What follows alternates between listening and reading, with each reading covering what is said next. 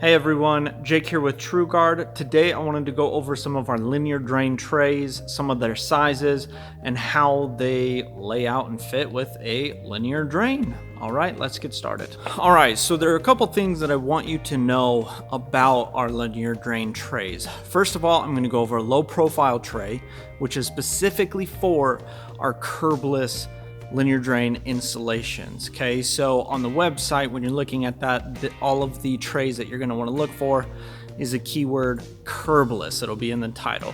So first of all, this is the linear drain tray. This is a drain body, one of ours. This is a 58-inch, and I'll get into that. But this is our first size. It is a 50 by 60 curbless linear drain one slope shower tray. One slope because everything slopes one direction. You look from up here, everything slopes from the top to the bottom, which is down toward the drain. That's how I have it laid out. All of our trays are sloped properly at 1/4 inch per foot. And now let's go ahead and get into the individual pieces and how these trays work. All right, so first of all, as you can see, there's 4 pieces on this 56 by 60, okay? And if you can see with the linear drain here, I have them laid out specifically because these pieces are thinner than these pieces. So we need to keep that in mind when you're installing this kind of tray. Okay, and also how I've laid it out here, I would highly recommend that you dry fit and lay your tray down, get it all together, make sure all the pieces are laid down properly, and possibly even number them in the positions that they are supposed to go. All right, so down here with the thicknesses of the trays, the front section here are really thin pieces of high density polystyrene.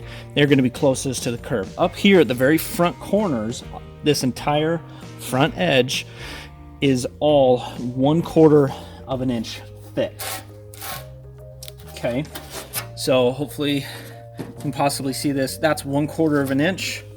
And then all the way up here, this whole front piece, right here where my fingers are, the top of this is 7/8 of an inch thick.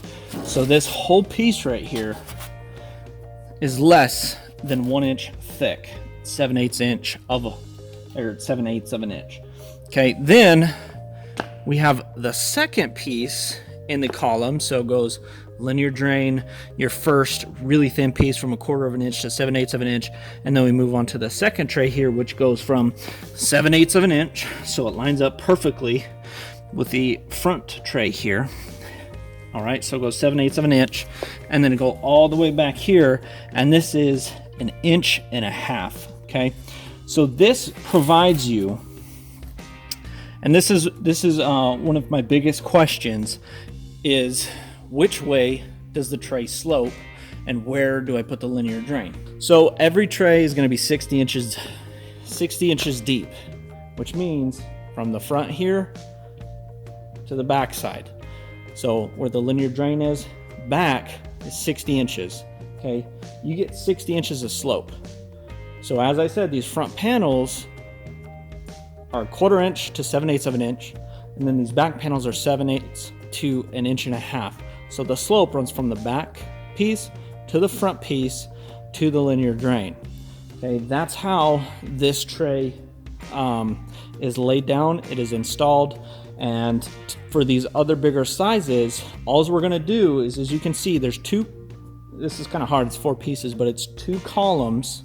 Okay, one column, which is these 2 pieces, and then the second column here are these 2 pieces, and all we do to make it bigger is we add a 3rd column over here to make it a 75 by 60. Is you will only have 60 inches of slope from the back pieces down to the front pieces and then to the linear drain.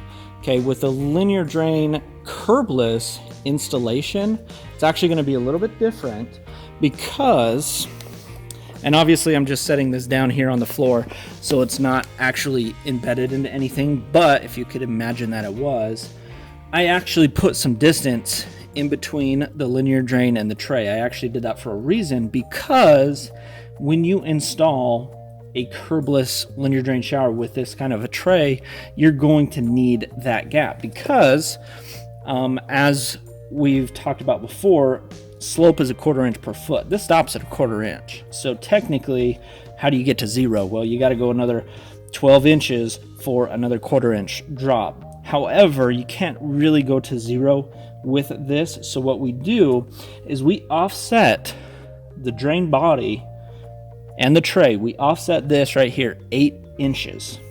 Okay, so you'll set the drain on your floor, you'll measure out 8 inches, and then that's where you will place these first 2 panels on the floor. Okay, and then what you'll do is you'll fill this gap here with your modified Thinset, and you just kind of slope it accordingly down toward the drain, and it makes for a seamless transition for when you're placing your tile. Okay, so these trays can be installed with modified Thinset mortar. That is what we recommend. Just like all of our other trays, simply Thinset your floor. It can be a plywood substrate or a concrete slab. You just Thinset it, and you take these trays and you press it down into the tray, or into the modified Thinset there. Now you definitely want to lift them up, check the underside of it to make sure you have full coverage. And then again, in the seams, like you do with the extension pieces on our other types of shower trays, you'll just put modified Thinset in between these seams and press the tray pieces together. All right, so this is a quick intro to curbless linear drain trays and a little bit about them. And this is just a quick explanation that hopefully kind of makes sense.